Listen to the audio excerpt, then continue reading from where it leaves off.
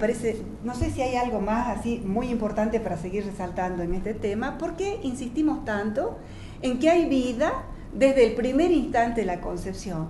¿Por qué tanto en ámbitos muy sencillos, donde podemos escuchar decir, hay que hacerlo ahora, pronto, mientras es un poquito de sangre, mientras es un tejidito, ¿no? Como en ámbitos de estudio y científicos, en algún momento se había comenzado a hablar, y hoy ya no se habla porque la embriología lo ha negado rotundamente, se ha llegado a hablar de un preembrión, hablando de que habría, no habría un embrión, sino un preembrión antes de que se implante, porque lo que determina la individualidad del ser humano es la relacionalidad con la madre.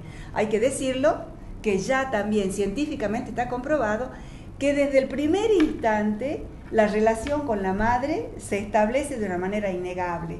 Tanto una relación fisiológica, celular, molecular, como una relación emotiva, desde el punto de vista psicológico. Le pedimos perdón a ustedes no haber traído también a este panel una psicóloga. Primero, se nos iba a hacer una cosa muy grande y muy amplia, pero es muy interesante y queda abierta la posibilidad, si ustedes lo quieren y lo requieren, si lo requieren, de que podamos seguir haciendo esto con los distintos especialistas, porque es un tema que toca a todos. Pero nos parece importante dejar esto sumamente claro. Cuando discutimos el aborto, creo que nos olvidamos, por lo menos por lo que hemos visto en los medios nacionales en estos últimos tiempos, hablamos mucho de la madre, también nos interesa, también es una situación problemática, pero nos olvidamos de un actor principal que es el que puede perder todo, que es el niño no nacido, ¿no? Y además porque nos olvidamos que la legislación, más allá de que la legislación reconoce que la vida comienza desde la concepción, porque esto, el derecho argentino al menos, es más que claro, o sea, el Código Civil lo dice expresamente, nosotros no podemos olvidar que el niño tiene derecho a expresar su opinión, tiene derecho a ser oído. Y esto está contemplado en la Convención sobre los Derechos del Niño, que es un tratado internacional que tiene rango constitucional, que forma parte de la legislación interna de nuestro país. Entonces deberíamos pensar que antes de tomar la decisión de un aborto, este niño debe ser oído. Entonces deberíamos pensar la forma de escucharlo a este niño, ¿sí? Hay jueces que han propuesto que antes de practicarse un aborto se vea a ese niño en una ecografía, ¿sí? Si bien el niño al estar en el seno materno no puede hablar, pero hay distintas formas de expresarse. Verlo en una ecografía sería una forma de escuchar la opinión del niño, y estoy segura que muchos que vieran una ecografía, que vieran latir ese corazón, que vieran a ese niño en el seno de su madre, difícilmente se animarían a tomar la decisión de un aborto. Sí, porque lo que ven es un ser vivo. Es un ser vivo. Se ve un ser vivo que va adoptando cada vez, gradualmente, como decíamos, en un crecimiento coordinado, porque no es un crecimiento anómalo, desordenado, es un crecimiento coordinado. Recuerdo cuando hice el máster en bioética, uno de mis compañeros hacía la tesis sobre el caos, porque él era médico oncólogo, el caos que significa el crecimiento tumoral, y lo comparaba con el crecimiento ordenado de un feto.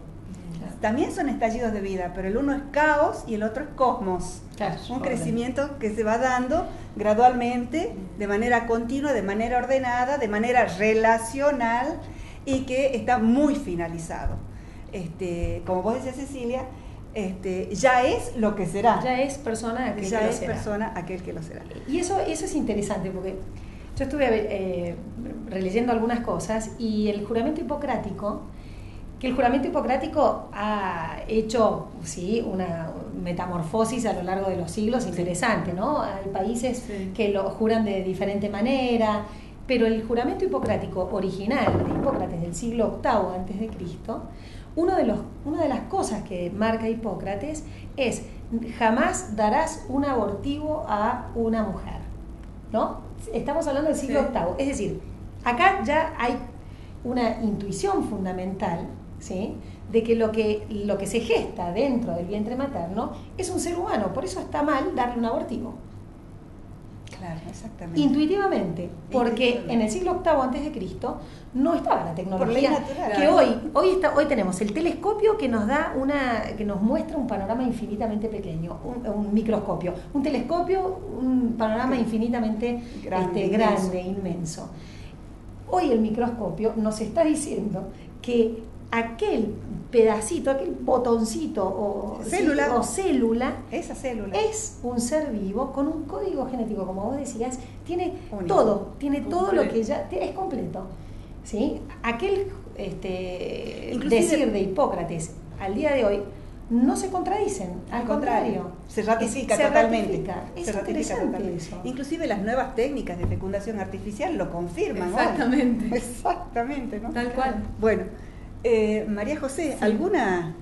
Ahora, perdón, si alguien tuviera dudas, ¿sí? De en qué momento exacto surge un nuevo ser humano, ¿qué tenemos que hacer? Porque ahí está el tema, ¿no? Porque nosotros decimos tiene vida, bueno, pero hay gente que dice no, es un manojo de células Pues y no algo, vida, hay que sacarse ese algo que está en el cuerpo de la mujer. Ante la duda, ¿cómo respondemos? Claro. Y siempre hay que defender la vida. Siempre hay que defender la vida. Es más, o sea, en el derecho decimos, en la duda si es o no delincuente, decimos indubio pro reo. En la duda, a favor del delincuente. En el caso del trabajador, ¿sí? Si tengo dudas si hay relación laboral o no, digo indubio pro operario. Si tengo dudas si hay vida o no, indubio pro vita. Claro. ¿Sí? En la duda, a favor siempre de la vida. ¿Por qué? Porque jurídicamente el primer derecho reconocido es el derecho a la vida, porque sin vida no puede haber ningún otro derecho. Entonces, la plataforma de la cual parte el derecho es el derecho a la vida. Y esto está en todos los tratados internacionales, nadie desconoce esto. Todas las cortes internacionales reconocen esto.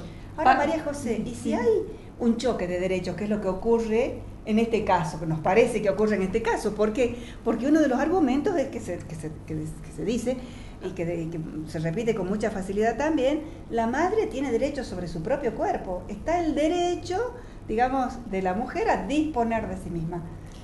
Sí, ¿Hay choque de derechos? ¿No lo hay? ¿Cómo se resuelve? Bueno, porque eso es importantísimo de ver. Hay distintas teorías en este momento sobre cómo se resuelve una colisión de derechos, ¿sí? Tenemos por un lado el derecho a la madre y por otro lado el derecho de este niño. Porque actualmente escuchamos solamente del derecho a la madre, pero nadie se pregunta del derecho de este niño. ¿Cómo resolveríamos esta colisión de derechos? La teoría que yo creo que es más justa es la que sostiene que hay que velar porque ambos derechos puedan ser protegidos. Entonces, ¿cómo podemos hacerlo? Bueno, hay distintas opciones que podríamos pensar. Una primera opción sería trabajar en la prevención para evitar que lleguemos a un embarazo no deseado, ¿sí? A través de métodos que no sean métodos abortivos o a través de métodos que sean contrarios a la naturaleza. A mí me gustaría decir a través de la educación. Bien, bien. Es cierto que es una palabra muy amplia que después en otro momento ¿sí? podemos desarrollarlo. Exactamente. Otra respuesta sería la existencia de políticas públicas que sostengan a esta madre cuando se ve en la necesidad económica de no poder mantener a su hijo. A mí me preocupa mucho esta cosa, ¿no? De vamos a promover a través de una ley que los hospitales públicos utilicen una gran cantidad de ingresos que son nuestros, porque nosotros nos pagamos con nuestros impuestos a favor del aborto. ¿Por qué no aprovechar todo ese dinero para apoyar a las familias pobres? Para buscar darles la posibilidad de trabajo, de fuentes de trabajo. ¿Por qué no apoyar a estas madres dándoles educación, dándoles trabajo, dándoles planes que la ayuden a sostener? Eso en el caso que se sostuviera, por ejemplo, la necesidad de un aborto frente a un matrimonio que tenga muchos chicos y una situación económica, socioeconómica muy difícil. Pensemos también Contención en el caso, psicológica también, ¿no? Pensemos, por supuesto, tiene que ser un apoyo completo, social, económico, psicológico, educativo. Tiene que ser un apoyo integral a la familia. O sea, todo este dinero, en vez de invertirlo en despenalizar el aborto, lo invertamos en apoyar a la familia. En políticas públicas de apoyo. Podríamos preguntarnos otra hipótesis, porque hemos respondido dos de las más frecuentes. Estamos hablando de las mujeres jóvenes, estamos hablando de las mujeres pobres. Hablemos de un caso muy doloroso. Una niña adolescente de 12, 13 años. Me ha tocado vivirlo en la realidad. No lo hablo desde la doctrina. He vivido en las asesorías de incapaces, yo tuve 11 años en la asesoría de incapaces donde llegaban nenas de 12 años que me decían, me violó mi primo, me violó mi papá. Y yo les puedo contar la experiencia concreta. La nena que la violó el primo sentía muchísimo rechazo a ese bebé.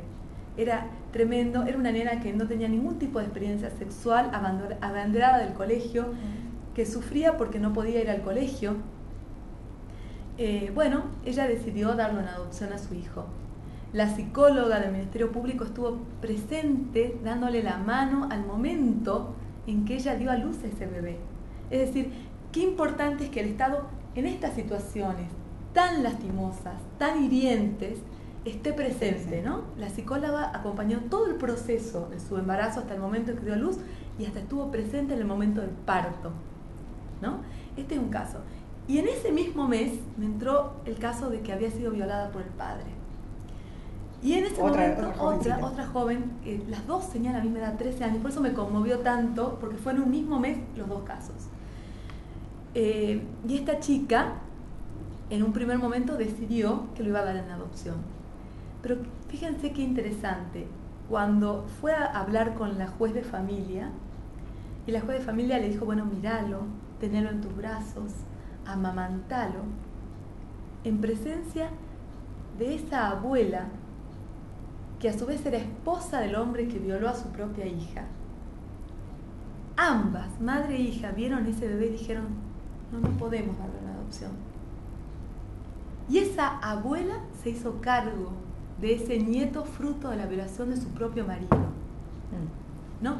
Esto es porque a veces cuando hablamos doctrinariamente, científicamente, con las teorías, nos olvidamos de lo que vimos en la vida de todos los días, en la práctica de todos los días. A ese respecto yo leía un artículo muy interesante respecto de cómo contener y cómo ayudar a las mujeres en estas situaciones de tanta violencia, de tanto dolor, pero que lejos de tomar la decisión de realizar un aborto, que después va a traer toda una carga traumática, porque sabemos que hay todo un síndrome posaborto, sí, que está estudiado, largamente estudiado, cómo por la experiencia inclusive en centros de ayuda a las madres en situación de aborto, a las mamitas en situación de aborto, dicen ellas, se han encontrado con mujeres que habiendo decidido tener ese niño, han encontrado sanación en el asumir ese niño o en el darlo a adopción y no en el aborto. Pero bueno, este es un tema que después lo podemos tratar, como digo, con el tema de psicología, porque sí, es toda una rama y una especialidad que sería muy interesante para complementar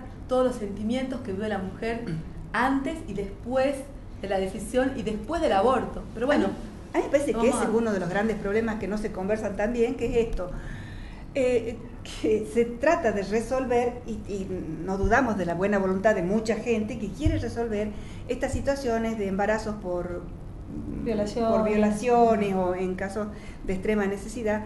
Se trata de resolver el problema que la mujer tiene en ese momento, pero después, ¿quién se queda acompañándola, ayudándola a lo largo de su vida? Porque el síndrome posaborto se puede dar tanto inmediata como inmediatamente.